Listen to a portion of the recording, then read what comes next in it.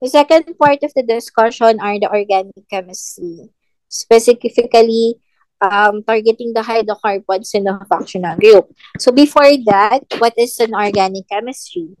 So organic chemistry is the chemistry of your compounds of carbon. Also, the compounds of carbon are relatively connected to hydrogen, nitrogen, and of course, oxygen. Sometimes sulfur halogens also, and the phosphorus.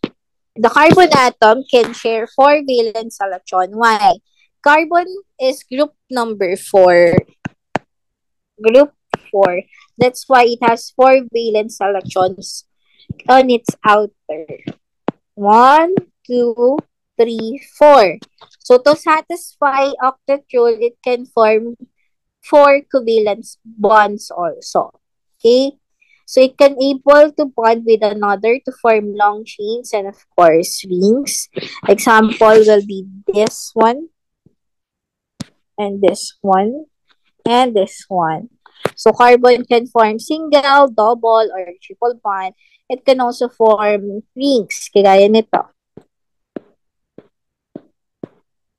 Sa bawat corner nito, there is a carbon present. Okay? And it has the ability to form an immense diversity of A compounds. Molecular formula is the number of atom per element. Expanded formula, kagaya ng C2H6, pag in-expand yan, dalawang carbon, and connected yung dalawang carbon. Kung connected yung dalawang carbon, ilan na lang yung matitira? Sige, I'll draw. So, dalawang carbon daw. Then it is connected. A carbon has 4, diba? So, if you're going to write 1, 2, 3, 4, 1, 2, 3, 4. So, filled na yung tig-isang electron nila, bonded na. But you'll have 6. So, therefore, 1 hydrogen, 2 hydrogen, 3 hydrogen, 4 hydrogen, 5 hydrogen, 6 hydrogen. So, as you can see, kapag binilang natin yung number of carbons, number of electrons si carbon would have 2, 4, 6, 8. 8 si first carbon. Si second kaya, 1, 2, 3, 4. 8 electrons then. Okay? If you're going to do condensed naman, per carbon yan, sabihin ito muna, C, tapos tatlong hydrogen, kaya CH3. The other one, C, tapos tatlong hydrogen, kaya CH3, CH3. And its skeletal formula natin, line lang yon. When you say skeletal, it's a line, sometimes line angle. Kada isang dulo or end of a line is one carbon. So, carbon 1, carbon 2. Then, you don't have to write the hydrogen. So, ganun lang siya kasi. Isang line lang to. Okay? So, let's have butane as a line angle. Sa line angle ng butane, ilan ng carbon? 1, 2, 3, 4. So, dapat ang dulo ng lines ay 4. So, 1, 2, 3, 4. Then, you don't need to write the hydrogen. Pentane. 1, 2, 3, 4, 5. So, 1, 2, 3, 4, 5. 5 angles. Okay? Okay, so hydrocarbons are compound composed of only carbon and hydrogen. Tatandaan, kapag hydrocarbon, CH bonds lang. We have your alkanes, you can only see carbon, single carbon, so single bonded carbons. When you say alkenes, double bonded carbons. When you say alkynes, triple bonded carbons. And if you see arenes, these are rings or the benzene ring. Isa lang naman ang sure na benzene. Ito lang yan. So, these are your arenes. Meron din tayong tinatawag na cycloalkanes. So, ito yung mga cyclic na single bonded. Cycloalkenes, ito yung mga cyclic na merong double bond. Cycloalkynes, ito yung mga uh, cycloalkynes, ito yung mga cyclics na triple bonded naman. Okay, so just a short discussion ng nomenclature of a hydrocarbon. You have to know the parent name, the longest chain as much as possible, name of the substituents, and its location of the substituent. But we will focus on the parent name. Okay? Kagaya nito, find the longest chain. So, 1, 2, 3, 4, 5. Kaya hindi yun longest. May possible others pa. Try kaya natin to. 1, 2, 3, 4 carbon, 5 carbon, 6 carbon, 7 carbon, 8 carbon. So, meaning this is the parent chain and itong nakalabas will be a substituent. Let's try finding a parent name. By the way, there are prefixes. If it's 1 carbon met, 2 carbon et, 3 carbon prop, 4 is but, 5 is pent, 6 is ane, 7 is hep, 8 is oct, 9 is non, 10 is dead. Dec. So, if it is an alkane, single bonded, you end it with ane. Kaya methane, ethane, propane, butane, pentane. Pero kapag ito naman ay alkene or the double bond, may double bond, you end it with ene. Kagaya ng propene, butene, pentene, hexene, heptene. Kapag naman triple bonded, end it with ine, alkyne, hexyne, heptine. Pag naman substituent, you end it with il. So, when you see substituent, not part of the parent chain, ha? For example, dito, counting nga natin dito. 1, 2, 3, 4, 5, 6. Longest na kaya yon? I don't think so. Let's try 1, 2, 3, 4, 5, 6, 7. Is it the longest kaya? Let's try another way. 1, 2, 3, 4, 5, 6, 7, 8. Ito na kaya? Let's try another way. Follow kaya natin to. So, 1, 2, 3, 4, 5, 6, 7, 8, 9. 9 is non-name. 9 is non. And it is single-bonded lang lahat. This is non-name. Okay? Pag nakakita kayo ng meron ditong double bond, ayan, may nakaganyan, non-name ng tawag dyan. Pag triple bond, non-name. Okay? So, we also have some rules to choose what is the perfect parent chain. You should choose as much as possible the one that has many of the substituents. Okay, for example, you have two choices here as parent. So 1, 2, 3, 4, 5, 6, 7. Okay, ito another way is 1, 2, 3, 4, 5, 6, 7. Both are the longest chain, but which one you should choose? As you can see, this has 1, 2 substituents. Pag ito namang another way, you have 1, 2, 3. So, tatlo ang substituent. The more, the better. So, you have to choose the parent chain that will give you the highest number of substituent. Kaya, this is the correct way of identifying the parent chain. Okay? There are also hydrocarbons that are in cyclo. Kagaya nito, ring. When you say cyclo ring, isa, dalawa, tatlo. Tatlo is prop. Single-bonded lahat, kaya propane. Cyclo siya ring.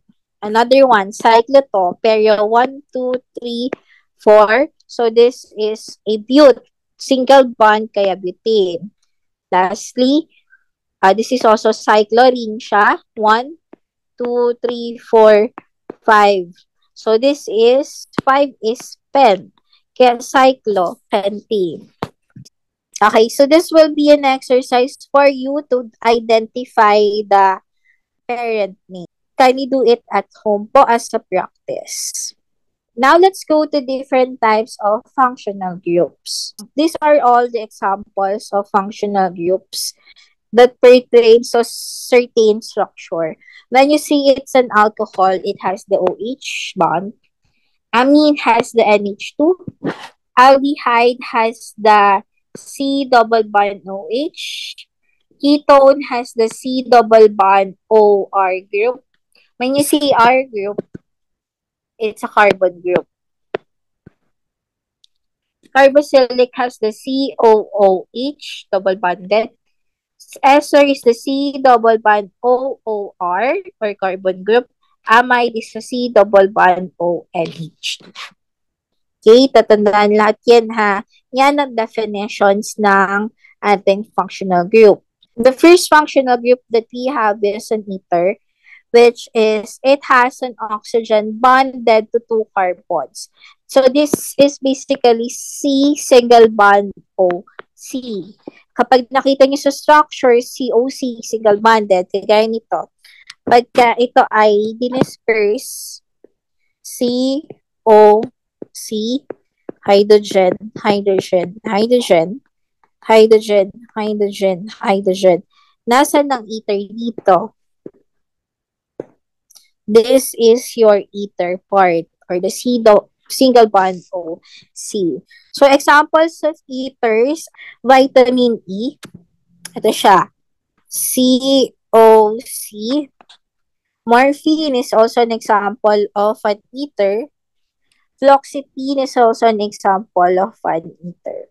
So vitamin E is an antioxidant.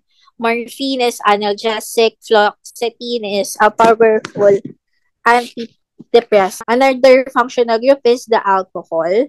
Alcohol, ma-identify niyo siya with the presence of the hydroxyl group or the OH. Okay? Kagaya nito, ethanol. Ethanol has 1, 2. So, 2 carbon. So, et. Tapos may OH siya, kaya ethanol. Next. Propanol. So, 1, 2, 3. Then may OH siya. Diba?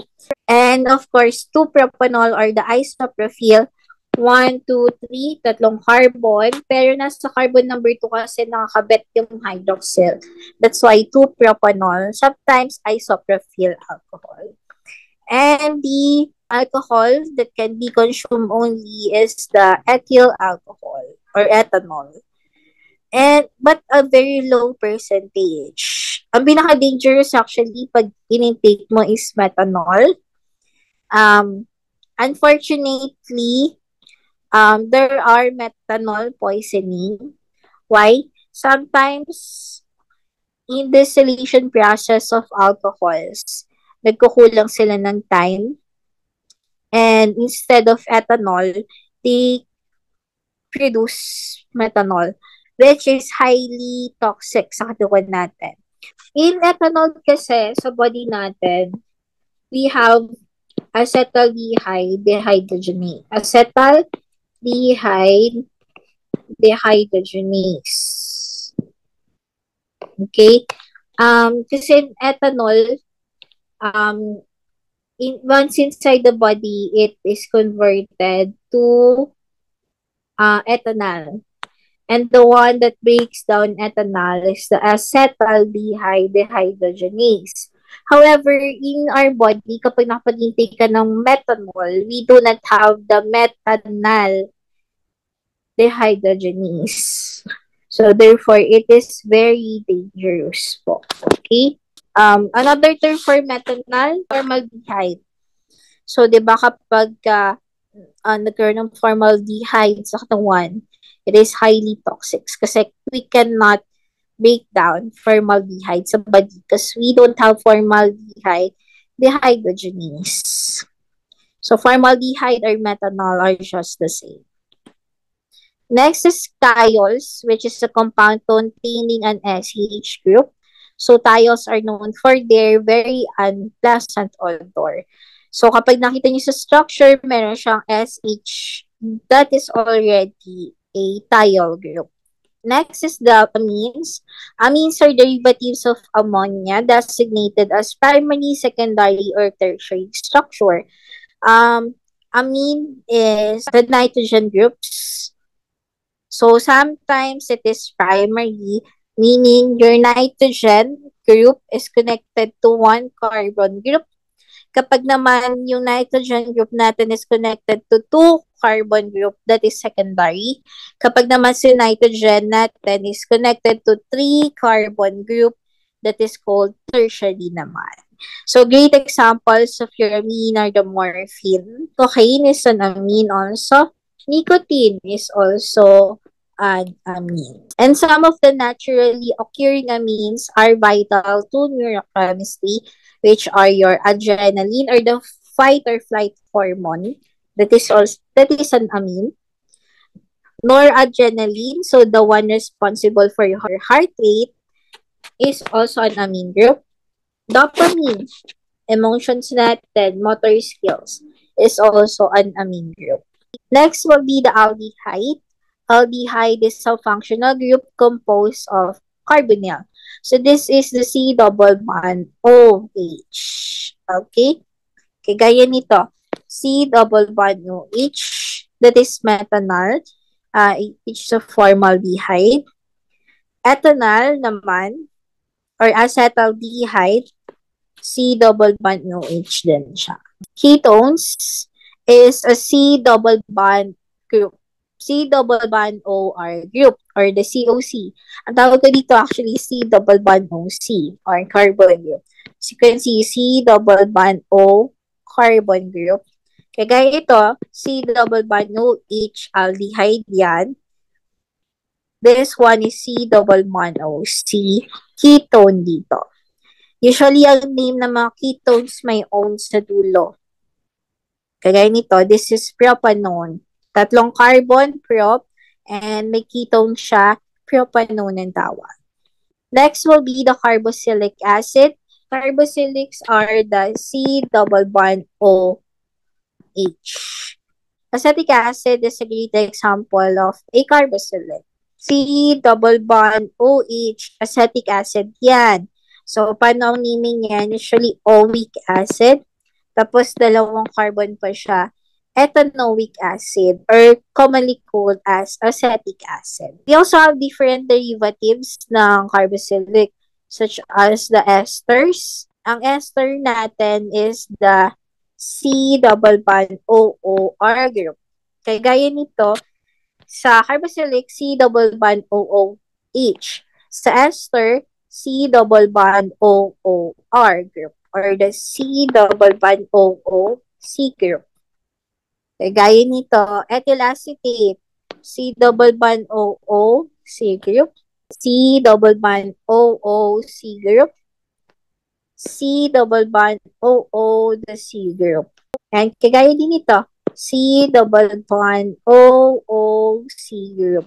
Amides is also a derivative of carboxylic acid, but this one is a C double bond O nitrogen group. Or basta C double bond OO nitrogen group. Kagaya ng acetamide, CONH2. Primary amide dyan kasi only one carbon group is connected. Methyl acetaldehyde is C double bond O and group. So, dalawang carbon group connected sa kanya, secondary amine. Pag tertiary amide naman, tatlong carbon group ang nakakonect dito. Okay?